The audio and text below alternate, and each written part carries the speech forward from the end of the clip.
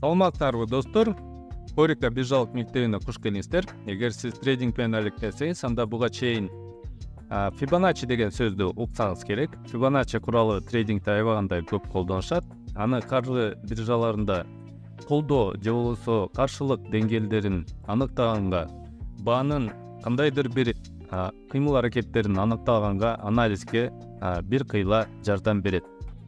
Биринчи кыла турган ишибиз, биз графиктен жакшы бир импульстук шамдарды карайбыз. Жакшы бир импульстук кыймыл аракет болгон шамдарды белгилейбиз өзүбүзгө. Мына биз азыр 4 сааттык таймфреймдин ичинде жүрөбүз. Сиз көргөндөй жакшы бир импульс болгон экен ошол жерде. Анда эмесе Fibonacci куралын тандап алып, жогорку чекиттен баштап импульс бүткөн жерден жана импульс башталган жерге чейин биз Fibonacci куралын тартабыз. Сиз көргөндөй 1.618 деңгээлине жеткенден кийин графиктери шамдары төмөндү көздөй жол алган. Достор, Fibonacci куралын колдоноордун алдында бирден бир шарты же болбосо талабы, импульс болгондон кийин зигзаг түрүндөгү шамдардын пайда болушу ыктымал. Эгерде андай зигзаг түрүндөгү шамдар жок болсо, анда биз Fibonacci куралын колдоно албайбыз. Мисалы келтирсек, мынакей жакшы бир импульс болгон экен, бирок импульстан кийин тез эле графиктеги шамдар төмөндү көздөй жол алган. Ошол кездерде биз Fibonacci куралын колдоно албайбыз. Кандай гана каржы куралдар же стратегия болбосун, сизге эч качан 100% ийгиликке кепилдик бербейт.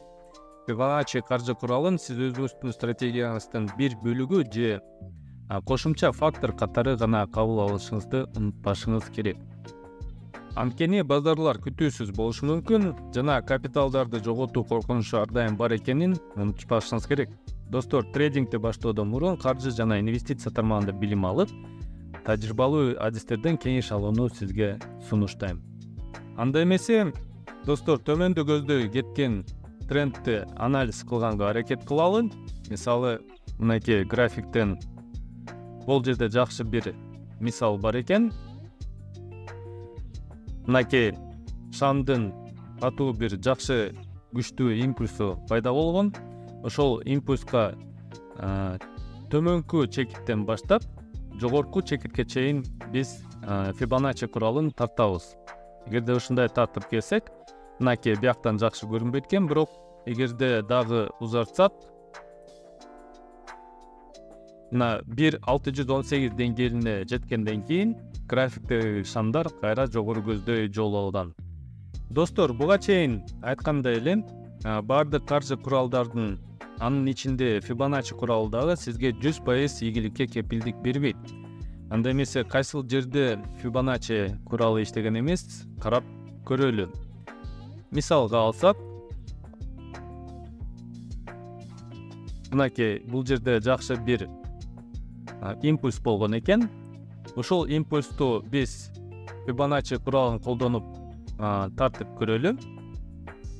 Мынакей бул жерде жакшы бир импульс. Ошол импульстан Fibonacci куралын тартсак, мисалы 1.618 деңгээлине жеткенден кийин кандайдыр бир реакция болуп, андан кийин кескин түрдө жогору көздөй шамдар өскөн.